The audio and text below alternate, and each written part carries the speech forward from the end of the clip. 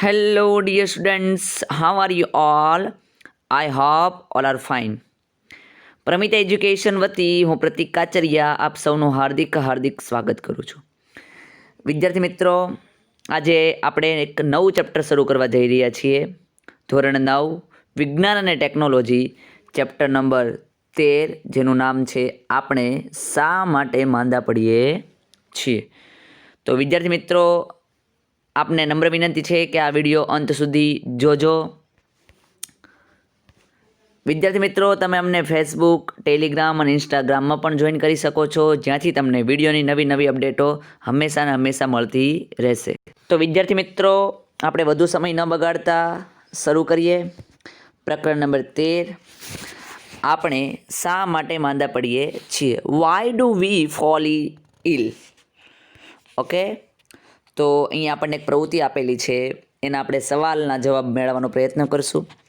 આપણે લાતુર, ભુજ, કાશ્મીર વગેરેમાં આવેલા ધરતીકંપ કે ભૂકંપ વિશે કે તટવર્તી પ્રદેશો પર અસર પહોંચાડવાવાળા ચક્રવાત વિશે સાંભળેલું હશે. આપણને ખબર જ છે, ભુજ છે, કાશ્મીર છે, કે એ જગ્યાએ જે ધરતીકંપ થાય છે કે ભૂકંપ થાય છે અથવા કોઈ ચક્રવાત આવે છે, તો એના વિશે આપણે સાંભળેલું છે. વારંવાર આવી જે કંઈ પણ સમાચાર હોય છે આવા, એ આપણને ટીવી પર સાંભળવા મળે છે. જો આવી વિપત્તિઓ આપણી આજુબાજુ થયેલી હોય તો કલ્પના કરો કે લોકોના સ્વાસ્થ્ય પર કેવા પ્રકારની અસર થયેલી હશે. તો લોકોના સ્વાસ્થ્ય પર વિપરીત અસર થયેલી હશે, આમ ન કહી શકાય એવી અસર થઈ હશે. આગળ વાત કરીએ કે આવી વિપત્તિઓ વાસ્તવમાં થવાના લીધે તે સમયે આપણા પર કઈ અસર પહોંચી હશે.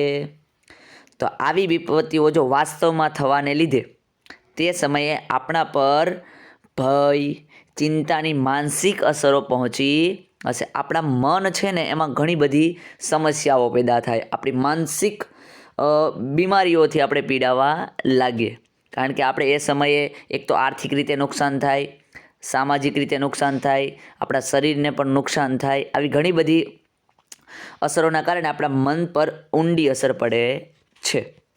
આગળ વાત કરીએ કે વિપત્તિ આવ્યા પછી કેટલા સમય સુધી વિભિન્ન પ્રકારની સ્વાસ્થ્ય સંબંધીઓ સમસ્યાઓ ઉત્પન્ન થતી રહે છે.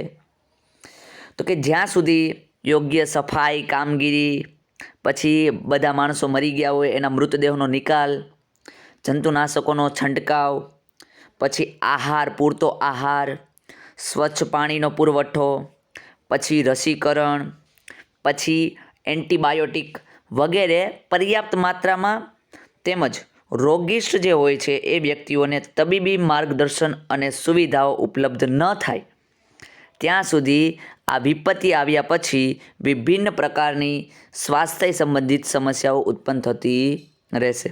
ઓકે, જો યોગ્ય સાફ સફાઈ કરવી પડે, આજુબાજુ સાફ સફાઈ થઈ જવી જોઈએ, પછી મૃતદેહોનો નિકાલ થઈ જવો જોઈએ, જંતુનાશકોનો છંટકાવ થવો જોઈએ, પછી પૂરતો આહાર આપણને પ્રાપ્ત થવો જોઈએ, સ્વચ્છ પાણીનો પુરવઠો પ્રાપ્ત થવો જોઈએ, રસીકરણ થવું જોઈએ, પછી એન્ટીબાયોટિક કે જેના કારણે જે બેક્ટેરિયાનું જે કંઈ પણ બેક્ટેરિયાને લીધે આપણને કંઈ નુકસાન થાય તો એના માટે જે એન્ટીબાયોટિક આવે એનો પર્યાપ્ત માત્રામાં જથ્થો પ્રાપ્ત થવો જોઈએ. પછી જે રોગો ધરાવે છે એવા રોગિષ્ટ વ્યક્તિઓ છે એનું માર્ગદર્શન મળવું જોઈએ, તબીબીનું એટલે કે ડૉક્ટરોનું માર્ગદર્શન મળવું જોઈએ. જો આવી બધી સુવિધાઓ ઉપલબ્ધ થાય તો આ જે વિપત્તિ આવ્યા પછીની જે પ્રકારની સ્વાસ્થ્ય સંબંધી સમસ્યાઓ છે એ ઉત્પન્ન ન થાય. આગળ વાત કરીએ કે પહેલી પરિસ્થિતિમાં સ્વાસ્થ્ય પર શું અસર પડે છે અને બીજી પરિસ્થિતિમાં સ્વાસ્થ્ય સંબંધી કઈ સમસ્યાઓ ઉત્પન્ન થઈ હશે. તો એ સમજવાનો આપણે પ્રયત્ન કરીએ કે પહેલી પરિસ્થિતિમાં વિપત્તિના સમયે સ્વાસ્થ્ય પર શારીરિક અસરો, જેવી કે શારીરિક ઈજાઓ થાય, ભૂકંપ આવે ત્યારની વાત કરીએ છીએ. અસ્થિભંગ એટલે કે આપણા હાડકાઓ તૂટી જાય, પછી ભૂખ તરસથી બેહાલ થઈ જઈએ, અને કુટુંબના સભ્યો છે એને આપણે ગુમાવી પણ શકીએ છીએ, કે પછી જે આપણી મિલકત છે એને ગુમાવવાથી માનસિક તાણ અને વ્યગ્રતા થાય, પછી દુઃખની માનસિક અસર જોવા મળે છે. જ્યારે બીજી પરિસ્થિતિમાં શું થશે તો કે કાયમી અપંગતા આવી જશે. એટલે કે વિપત્તિ સમય પછી કાયમી અપંગતા આવી જાય. જો પહેલી પરિસ્થિતિ એટલે કે આપણે જ્યારે વિપત્તિ આવે છે ત્યારે, અને બીજી પરિસ્થિતિ એટલે કે વિપત્તિ ચાલી જાય પછી. તો બીજી પરિસ્થિતિમાં શું થાય? જો આપણને અસ્થિભંગ થયો એટલે કાયમી અપંગતા આવી જાય. પછી પ્રદૂષિત પાણી આપણે પીવા લાગીએ, એના કારણે ખોરાકના કારણે જે પ્રદૂષિત પાણી અથવા ખોરાકના ઉપયોગના કારણે ઝાડા પણ થઈ જાય, કમળો પણ થઈ જાય, કોલેરા પણ થઈ જાય, શરદી ખાંસી થઈ જાય. આવી શારીરિક સ્વાસ્થ્ય સંબંધી સમસ્યાઓ થાય. તેમજ ઘર વખરી, મિલકત, કુટુંબના સભ્યો ગુમાવવાના દુઃખ અને ફરી વસવાટ પોષણની માનસિક ચિંતાની જેવી સમસ્યાઓ ઉત્પન્ન થઈ જશે. આવી જે સમસ્યાઓ છે એનો સામનો આપણે કરવો પડે છે. આ આપણે ઉપરની પ્રવૃત્તિ છે અને આપણે સવાલના જવાબ મેળવવાનો પ્રયત્ન કર્યો.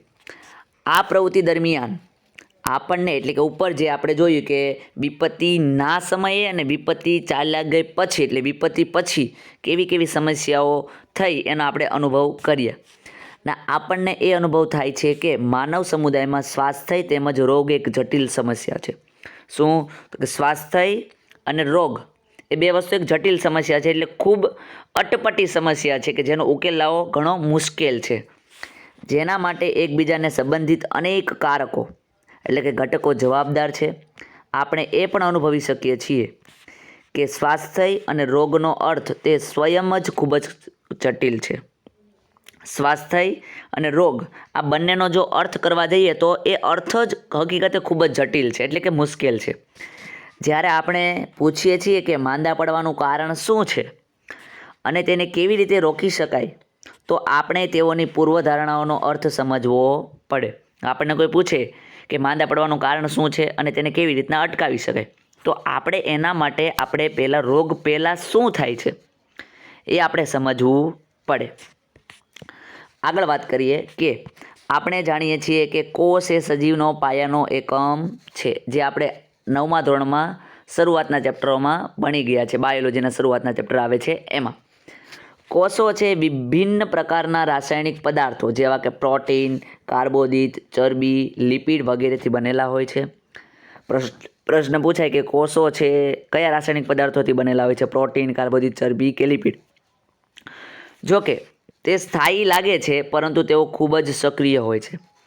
આપણને આ બધા જે કોષો છે એ લાગે છે સ્થાયી, પણ હકીકતે કેવા હોય છે? સક્રિય હોય છે, સતત ને સતત કાર્યશીલ હોય છે.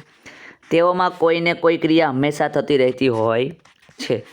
કોષો એક સ્થળેથી બીજા સ્થળે ગતિશીલ રહેતા હોય છે, એટલે કે આપણા શરીરની વાત કરીએ છીએ, એક જગ્યાએથી બીજી જગ્યાએ કોષ જતા રહેતા હોય છે.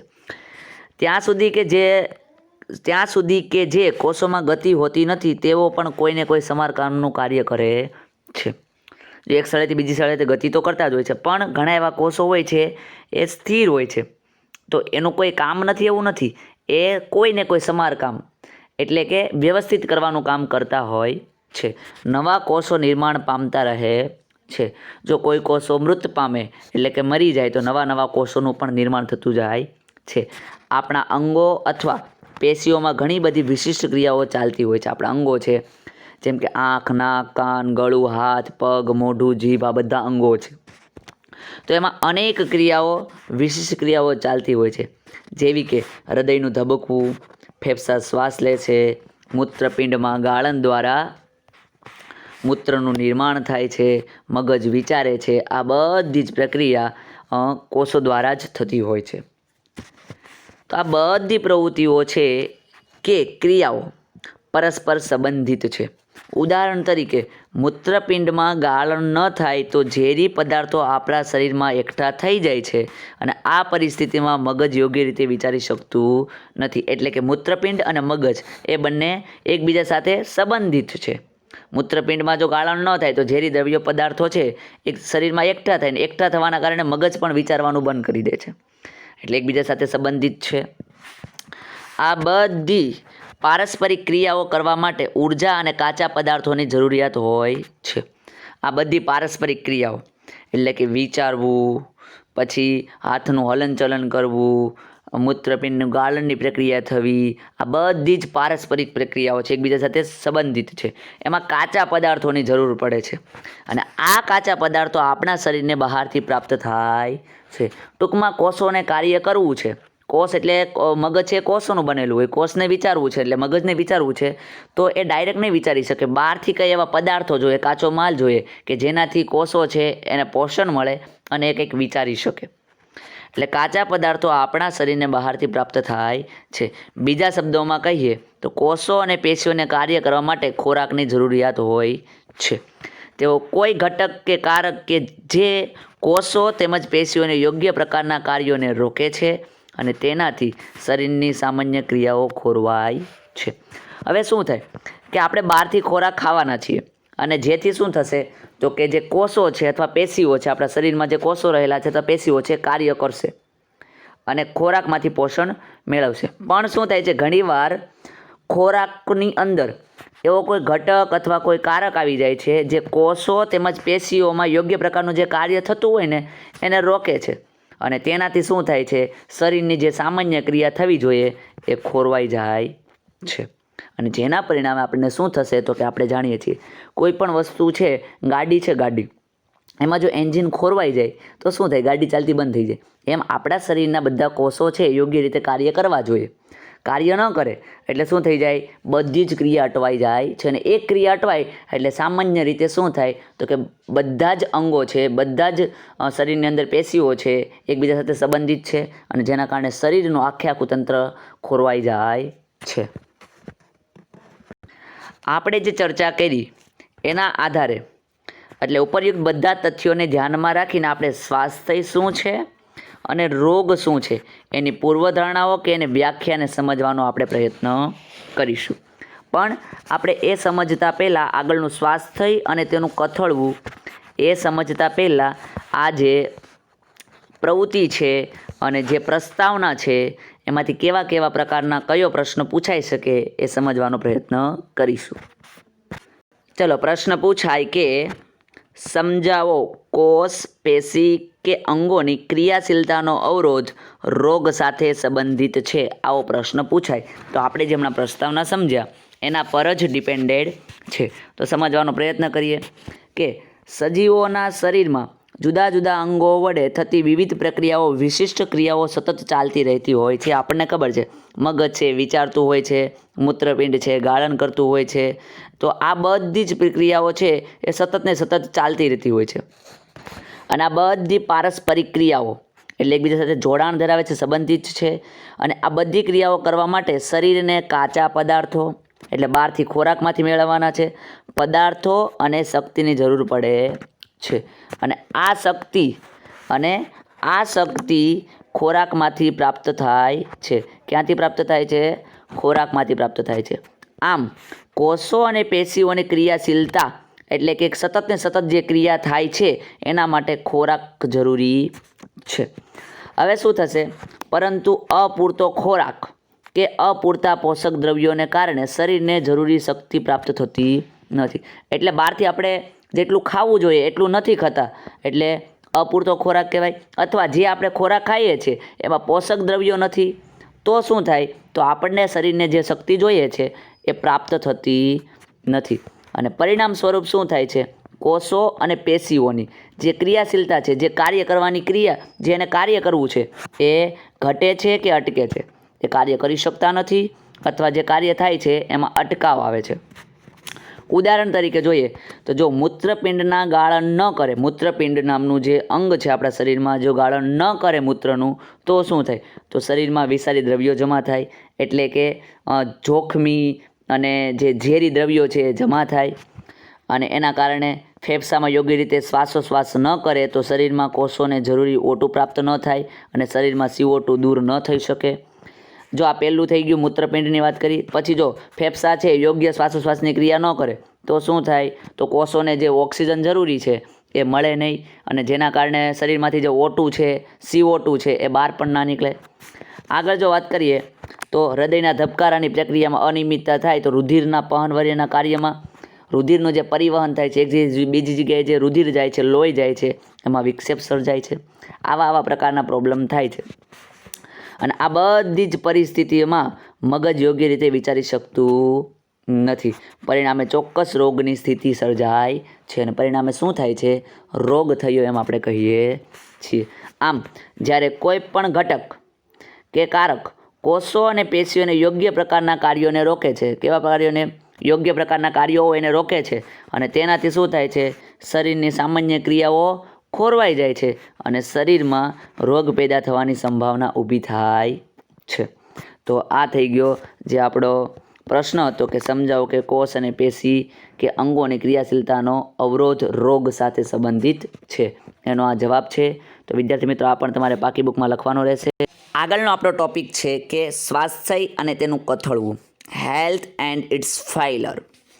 તો સૌથી પહેલાં સમજશું સ્વાસ્થ્યનું મહત્ત્વ, ધ સિગ્નિફિકન્સ ઓફ હેલ્થ. હેલ્થનું સ્વાસ્થ્ય, હેલ્થને ઇંગ્લિશમાં સ્વાસ્થ્યને ઇંગ્લિશમાં હેલ્થ કહેવાય છે. એટલે એનું મહત્ત્વ આપણે સમજવાનું છે કે આપણે બધાને સ્વાસ્થ્ય શબ્દ સાંભળેલો છે. આપણે બધાએ સ્વાસ્થ્ય શબ્દ છે એને સાંભળેલો છે અને તેનો વારંવાર ઉપયોગ પણ આપણે કરીએ છીએ. જેમ કે આપણે કહીએ છીએ કે મારા દાદીનું સ્વાસ્થ્ય એટલે કે તબિયત સારી નથી. આપણા શિક્ષકો પણ આ શબ્દનો ઉપયોગ કરે છે અને કહે છે કે આ એક સ્વાસ્થ્યપ્રદ વલણ નથી. તો આ સ્વાસ્થ્ય શબ્દનો અર્થ શું થાય છે? તો જો આપણે વિચારીએ, આ વિષય પર વિચાર કરીએ તો આપણને જ્ઞાત થશે કે એટલે કે જણાશે કે તેનો અર્થ સાજા થવા કે સાજા રહેવાથી છે. એટલે કે સ્વાસ્થ્ય એટલે શું? તો કે સાજું થવું અથવા સાજું રહેવું. આપણું જો તંદુરસ્ત હોય એટલે મતલબ આપણને કંઈ રોગ નથી તો એ સાજો રહેવાથી, એટલે આપણે કન્ટિન્યુ સાજા ને સાજા છીએ. પણ એકવાર રોગ થાય છે તો એમાંથી સાજું થવું, તો એ સ્વાસ્થ્ય સંબંધિત જ છે. આપણે સારાપણાનો અર્થ અસરકારક શારીરિક ક્રિયા એવું વિચારી શકીએ. અને સારાપણું સાજું થવું એનો મતલબ આપણે શું કહીએ? શારીરિક ક્રિયા, જે આપણી ક્રિયાઓ થાય છે, જે શરીરની અંદર જે ક્રિયાઓ થાય છે વ્યવસ્થિત થાય છે, એનો મતલબ આપણે એવું કહી શકીએ કે આપણું સ્વાસ્થ્ય સારું છે, આપણે સાજા છીએ. આગળ, અમારા દાદીને માટે બજાર જવું અથવા અડોશ પડોશમાં જવા યોગ્ય થવું તે સારા સ્વાસ્થ્યનું પ્રતીક છે. આપણા દાદી હોય એ જો બજારમાં જઈ શકતા હોય, અડોશ પડોશમાં જવા યોગ્ય હોય, મતલબ હલનચલન કરી શકે છે, તો આપણે શું કહી શકીએ કે મારા દાદીનું સ્વાસ્થ્ય સારું છે. જો તેઓ આ કાર્ય કરવા યોગ્ય નથી, એટલે કે જો એ બાજુમાં જવા માટે, અડોશ પડોશમાં જવા માટે એને પ્રોબ્લેમ થતો હોય, બજારમાં જવા માટે પ્રોબ્લેમ થતો હોય, તો આપણે શું કહીએ? તેઓનું સ્વાસ્થ્ય સારું નથી. જો તમારી ઈચ્છા વર્ગમાં ભણવાની છે તો આપણે કહીએ કે તમારી તબિયત સારી છે, અને જો ભણવાની ઈચ્છા નથી તો કહીએ કે તમારી તબિયત સારી નથી. એટલે કે તમને જો ભણવાની ઈચ્છા થાય છે તો એનો મતલબ શું? તમારી તબિયત સારી છે, તમારી સ્વાસ્થ્ય સારું છે. તમને ભણવાની ઈચ્છા નથી થતી તો શું કહી શકીએ કે તમારી તબિયત સારી નથી, તમારું સ્વાસ્થ્ય સારું નથી. આથી સ્વાસ્થ્ય તે અવસ્થા છે કે જેને અંતર્ગત શારીરિક, માનસિક તથા સામાજિક કાર્ય કરવાની ક્ષમતા દ્વારા યોગ્ય પ્રકારે થાય છે. એટલે સ્વાસ્થ્ય આટલો આપણે સમજ્યા. આના પરથી આપણે શું કહીએ? સ્વાસ્થ્ય શું છે? તો એક પ્રકારની અવસ્થા છે, એક પ્રકારની પરિસ્થિતિ છે કે જેના અંદર શું આવે છે? તો કે શારીરિક, માનસિક અને સામાજિક. જો શારીરિક એટલે શરીરને લગતું, માનસિક એટલે મનને લગતું, સામાજિક એટલે સમાજને લગતું, તમામે તમામ જો આપણે કાર્ય સારી રીતે કરી શકીએ તો એનો મતલબ શું થાય છે? તો કે આપણું સ્વાસ્થ્ય છે એ સારું છે. સામાજિક, શારીરિક અને માનસિક કાર્ય કરવાની ક્ષમતા જો યોગ્ય છે એનો પ્રકાર આપણું સ્વાસ્થ્ય સારું છે. તો વિદ્યાર્થી મિત્રો, આ સ્વાસ્થ્યનું મહત્ત્વ એના વિશે જે આપણે ભણ્યા એમાંથી કેવો પ્રકારનો પ્રશ્ન પૂછાઈ શકે એના વિશે ચર્ચા કરીએ. તો સમજીએ કે સામાન્ય વ્યવહારમાં સ્વાસ્થ્યને કેવી રીતે મૂલવવામાં આવે છે તે જણાવો. સામાન્ય વ્યવહારમાં એટલે કે રોજિંદા જીવનમાં સ્વાસ્થ્યને શું કહેવામાં આવે છે? શું એવું છે તે જેને આપણે સ્વાસ્થ્ય કહીએ છીએ કે તે આપણને અહીંયા જણાવવાનું કહે છે. આ પ્રકારે પ્રશ્ન પૂછાઈ શકે કે સામાન્ય રોજિંદા વ્યવહારમાં સ્વાસ્થ્ય શબ્દનો વારંવાર ઉપયોગ થાય છે. ઘણીવાર આપણા માટે કે આપણા કોઈ કુટુંબીજન માટે સ્વાસ્થ્ય સારું નથી એવો વાક્ય પ્રયોગ કરાય છે. આપણે સ્વાભાવિક છે, હમણાં દાદીમાનું આપણે એક ઉદાહરણ જોયું. આપણા શિક્ષક પણ ઘણી વખત કહે છે કે આ સ્વાસ્થ્યપ્રદ વલણ નથી, એટલે શરીર માટે યોગ્ય આ વસ્તુ નથી, એવું પણ ઘણીવાર આપણા જે સર હોય છે એ કહે છે. આપણા વડીલ કોઈ પડોશી કે સંબંધીને ત્યાં કોઈ સામાજિક પ્રસંગે જાય છે ત્યારે પહેલાં પૂછે છે કે તમારું સ્વાસ્થ્ય કેવું છે. આમ વ્યવહારમાં જો તબિયત બરાબર હોય તો સ્વાસ્થ્ય સારું છે અને જો તબિયત બરાબર ના હોય તો સ્વાસ્થ્ય સારું નથી એમ કહેવાય છે. આમ સામાન્ય વ્યવહારમાં શારીરિક, માનસિક અને સામાજિક કાર્ય યોગ્ય રીતે કરવાની ક્ષમતા દ્વારા પ્રાપ્ત થતી અવસ્થાને સ્વાસ્થ્ય તરીકે મૂલવાય છે. ઓકે વિદ્યાર્થી મિત્રો, તો આ પહેલો પ્રશ્ન અને બીજો પ્રશ્ન આપણે સારી રીતે કવર કર્યો છે. જો વિદ્યાર્થી મિત્રો તમને વિડીયો ગમ્યો હોય તો લાઇક કરો, શેર કરો અમારી યુટ્યુબ ચેનલને સબસ્ક્રાઈબ કરો. Thank you for watching and listening.